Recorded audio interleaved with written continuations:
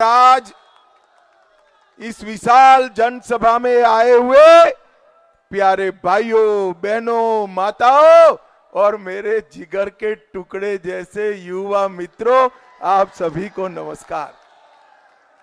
भाइयों बहनों, सबसे पहले मैं कालकाजी मंदिर, छतरपुर की आद्य कात्यायनी शक्तिपीठ, इस्कॉन मंदिर, सिद्धपीठ योग माया मंदिर और राधा स्वामी सत्संग न्यास को प्रणाम कर कर मेरी बात की शुरुआत करना चाहता हूं। भाइयों बहनों, इस चुनाव के अंदर 25 तारीख को रामवीर विदुड़ी जी के नाम के सामने एक कमल का निशान है, उस पर आप सबको वोट दबाना है। जब कमल के निशान पर वोट दबाएं, बटन दबाए, तब एक बात याद रखना, रामवीर जी को दिया हुआ एक एक वोट नरेंद्र मोदी को तीसरी बार प्रधानमंत्री बनाएगा, तीसरी बार। भाइयों बहनों, नरेंद्र मोदी जी को तीसरी बार प्रधानमंत्री बनाने का मतलब है हमारे देश के अर्थतंत्र को संसार में तीसरे नंबर का अर्थतंत्र बनाना। भाइयों बहनों, आज जब मैं आया हूं तब 5 चरण के चुनाव समाप्त हो चुके हैं। आज 5वें चरण का मतदान था, मगर 4 चरण का तो मेरे पास हिसाब किताब है। 4 चरण में क्या परिणाम आया जानना है क्या? अरे जोर से बोलो, जानना है क्या? 4 चरण में मोदी जी पूर्ण बहुमत 270 सीटें प्राप्त कर चुके हैं। 5वां, 6ठा, 7वां मोदी जी को 400 पार कराएगा।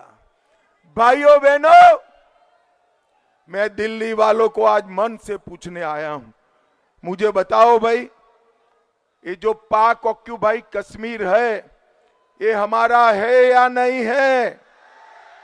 जोर से बोलो, है या नहीं है? ये कांग्रेस के नेता, इंडी अलायंस के नेता पूरे देश को डरा रहे हैं कि पाक ऑक्यूपाई कश्मीर की बात मत करिए, पाकिस्तान के पास एटम बम है, एटम बम। अरे राहुल बाबा, हम तो भाजपा की जमात है, डरने वालों में से नहीं है भाई। मैं आज दिल्ली वालों को कहकर जाता हूं, राहुल बाबा, डंके की चोट पर मेरी बात सुन लो। पाक ऑक्यूपाई कश्मीर भारत का है, रहेगा और हम उसको वापिस लेकर रहेंगे, ये हमारा वादा है। भाइयों बहनों, एक खरगे जी कहते हैं दिल्ली और राजस्थान वालों का कश्मीर से क्या लेन देन है? भाई मुझे बताओ, ये कश्मीर हमारा है या नहीं है? अरे जोर से बोलो जरा। खरगे महाराज 80 पार कर गए, मगर आप भारत को जान नहीं पाए। ये दिल्ली का बच्चा बच्चा कश्मीर के लिए अपनी जान दे सकता है, जान दे सकता है। भाइयों बहनों, कांग्रेस पार्टी ने 70 साल तक धारा 370 को अपने अनौरस बच्चे की तरह संभाल कर रखी। मोदी जी को आपने दूसरी बार प्रधानमंत्री बनाया, दिल्ली वालों ने 7 की 7 सीटें दे दी। मोदी जी ने 5 अगस्त 2019 को धारा 370 को समाप्त कर दिया, समाप्त। और कश्मीर, लाल चौक, जहां तिरंगा नहीं फहरता था, वहां भारत का तिरंगा फहराने का काम नरेंद्र मोदी जी ने किया। और ये राहुल बाबा पार्लियामेंट में मुझे कहते थे 370 मत हटाओ, खून की नदियां बह जाएगी। अरे राहुल बाबा, 5 साल हो गए, 5 साल। खून की नदियां छोड़ो, कंकड़ चलाने की किसी की हिम्मत नहीं है, कंकड़ चलाने। भाइयों बहनों, नरेंद्र मोदी जी ने इस देश से आतंकवाद को समाप्त किया है। 10 साल तक सोनिया मनमोहन की सरकार थी। 10 साल तक आए दिन पाकिस्तान से आलिया मालिया जमालिया आते थे, बम धमाके करते थे और भाग जाते थे। कोई कुछ नहीं करता था। आपने मोदी जी को प्रधानमंत्री बनाया, उरी और पुलवामा में हमला किया। 10 ही दिन में मोदी जी ने सर्जिकल स्ट्राइक और एयर स्ट्राइक कर पाकिस्तान के घर में घुसकर आतंकवादियों का सफाया करने का काम नरेंद्र मोदी ने। भाइयों बहनों, अब परिवर्तन देखिए। पहले आजादी के नारे हमारे कश्मीर में लगते थे, अब आजादी के नारे पाक ऑक्यूपाई कश्मीर में लगते हैं। भाइयों बहनों, पहले पथराव यहां होता था, आज वहां स्ट्राइक हो रही है। भाइयों बहनों, पहले यहां टूरिस्टों को आने नहीं देते थे, वहां आटे खाने के भी लाले पड़े हुए हैं। आटा खाने के भी लाले पड़े हुए। ये परिवर्तन नरेंद्र मोदी जी के कारण आया है। भाइयों बहनों, ये राहुल बाबा कहते हैं हम अगर वापिस आएंगे तो 370 को वापिस लाएंगे। आप चाहते हो 370 वापिस आए? जरा जोर से बोलो, चाहते हो? भाइयों बहनों, मोदी जी ने ट्रिपल तलाक समाप्त कर दिया। ये राहुल बाबा कहते हैं हम आएंगे तो ट्रिपल तलाक वापिस लाएंगे। मोदी जी हिंदू, बौद्ध, सिख, जैन शरणार्थियों को नागरिकता देने के लिए सीए लेकर आए। ये राहुल बाबा कहते हैं हम सीए को निरस्त कर देंगे।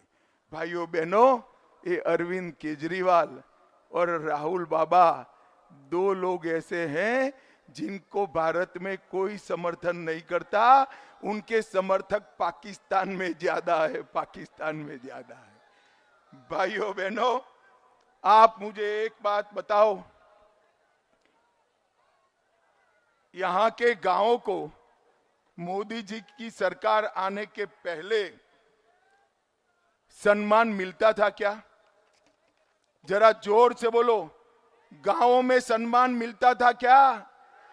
गांवों की सुविधा को हमारे रमेश विधुड़ी ने झगड़ा कर कर कर कर गांव में सुविधा पहुंचाने का काम किया और अब रामवीर विधुड़ी इसको आगे बढ़ाएंगे।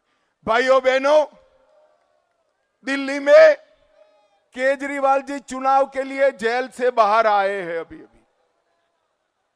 मैंने राजनीति में केजरीवाल जी जैसा यू टर्न लेने वाला आदमी नहीं देखा है। वो नौकरी छोड़कर एनजीओ बनाए और शपथ ले लेकर बच्चों की कहते थे हम राजनीति में नहीं आएंगे, राजनीति गंदी है। और 26 नवंबर 2012 को उन्होंने आप पार्टी बना दी, अन्ना को बेचारे को रालेगांव सिद्धि भेज दिया। ये झूठ बोले। वो कहते थे मैं कभी मुख्यमंत्री नहीं बनूंगा। 3 बार मुख्यमंत्री बने, उसमें भी यू टर्न लिया। उन्होंने कहा था कि कांग्रेस में दिल्ली में की सरकार कांग्रेस की गिराकर इनको जेल में डालेंगे। आज सत्ता के लिए वो ही कांग्रेस की गोदी में बैठकर दिल्ली में चुनाव लड़ रहे हैं।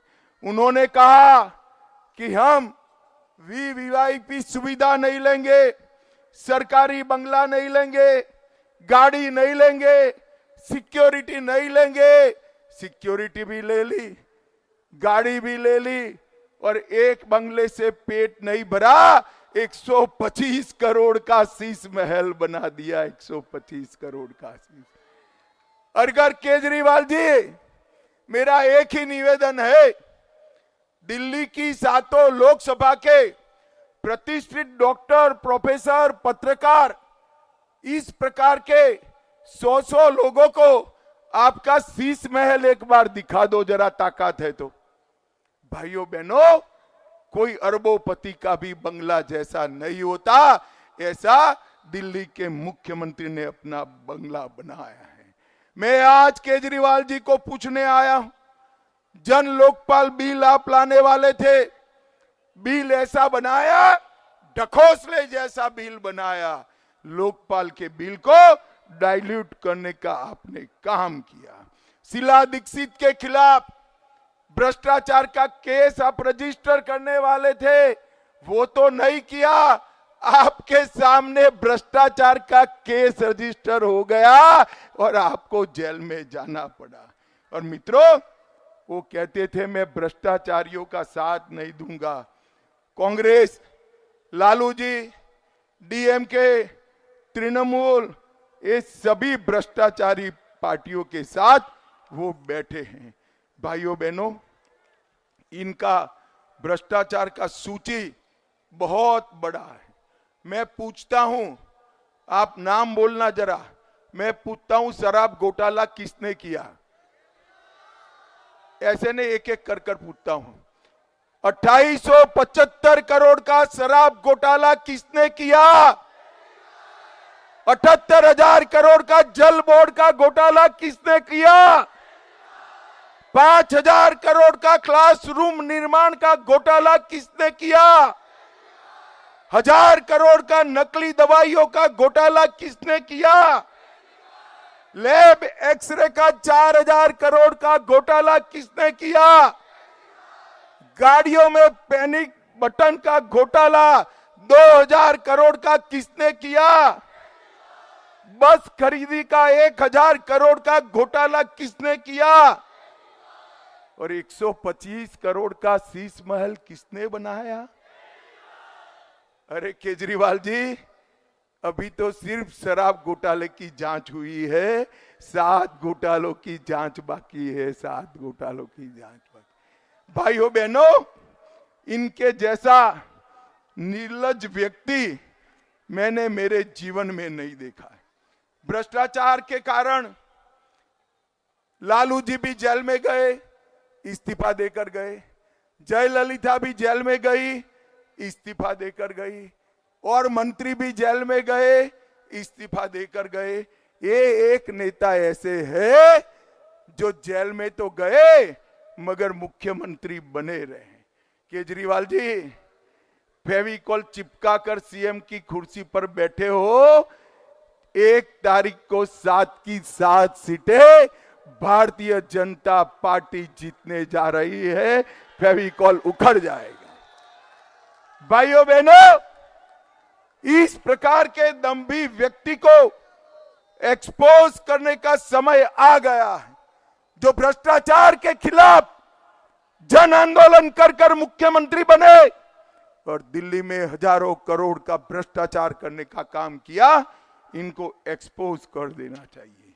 महिला सुरक्षा पर मैं कोई बात करना नहीं चाहता, वरना केजरीवाल जी रूठ जाएंगे कि भाई निजी आरोप करते हैं। मगर भाइयों बहनों, मुझे बताओ, मुख्यमंत्री आवास में किसी राज्यसभा सांसद महिला का पिटाई हो, वो दिल्ली की महिलाओं को सुरक्षित रख सकते हैं क्या? जोर से बोलो, रख सकते हैं क्या? भाइयों बहनों, केजरीवाल जी ऑड इवन में विश्वास करते हैं।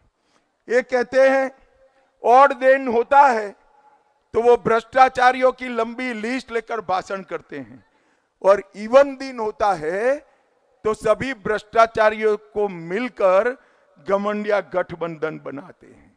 ऑड डे पर दिल्ली का मालिक बनते हैं, इवन डे पर देश का मालिक बनने का स्वप्न देखते हैं, और ऑड दिन पर सबका इस्तीफा मांगते हैं, और इवन डे पर अपना इस्तीफा दिए बगैर जेल में चले जाते हैं। भाइयों बहनों, एक केजरीवाल की सरकार 3G सरकार है। पहला जी है घोटालों का, दूसरा है घूसखोरी का और तीसरा है घपलेबाजी का। ये केजरीवाल ने कट्टर ईमानदार बताने वाले आज कट्टर बेईमानी के रास्ते पे चल गए हैं।